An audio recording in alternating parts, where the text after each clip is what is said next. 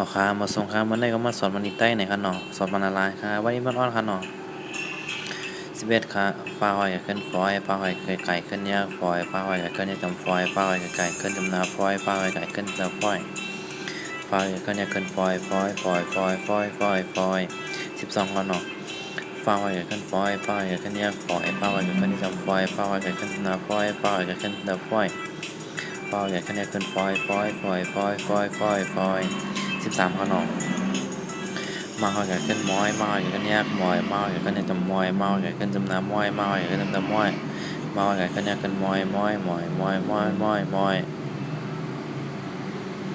14กันหน่อยยาหอยกับขึ้นย้อยยาหอยกับขึ้นแยกย่อยยาหอยกับขึ้นจำย้อยยาหอยกับขึ้นจำนาย่อยยาหอยกับขึ้นจำไตย่อยยาหอยกับขึ้นแยกขึ้นย้อยที่บ้านขนมล่าหอยกับขึ้นร้อยล่าหอยกับขึ้นแยกร้อยล่าหอยกับขึ้นจำร้อยล่าหอยกับขึ้นจำนาร้อยล่าหอยกับขึ้นจำเตยร้อยล่าหอยกับขึ้นแยกขึ้นร้อย16ขนม ลาวใหญ่ขึ้นร้อยลาวใหญ่ขึ้นแยกร้อยลาวใหญ่ขึ้นจำร้อยลาวใหญ่ขึ้นจำนาร้อยลาวใหญ่ขึ้นลาวใหญ่ไก่ขึ้นจำเตอร้อยลาวใหญ่ขึ้นแยกขึ้น17ขนมว่าหอยใหญ่ขึ้นว้อยว่าหอยใหญ่ขึ้นแยกว้อยว่าหอยใหญ่ขึ้นจำว้อยว่าหอยใหญ่ขึ้นจำนาว้อยว่าหอยใหญ่ขึ้นจำเตอว้อยว่าหอยใหญ่ขึ้นแยกขึ้นว้อย18ขนม ห้าหอยกับขึ้นห้อยห้าหอยขึ้นแยกหอยห้าหอยกับขึ้นแยกจำห้อยห้าหอยกับขึ้นจำนาห้อยห้าหอยกับขึ้นจำเตาห้อยห้าหอยกับขึ้นแยกขึ้นห้อย19ขนมอาหอยกับขึ้นอ้อยอาหอยกับขึ้นแยกอ้อยอาหอยกับขึ้นแยกจำอ้อยอาหอยกับขึ้นจำนาอ้อยอาหอยกับขึ้นจำเตาอ้อยอาหอยกับขึ้นแยกขึ้นอ้อยราคาหลวงเงาขนม11ค่ะ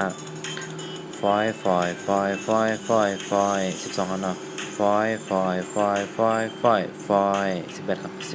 13กันเนาะ14กันเนาะ15กันเนาะ16กันเนาะ17กันเนาะ11กันเนาะ19กันเนาะ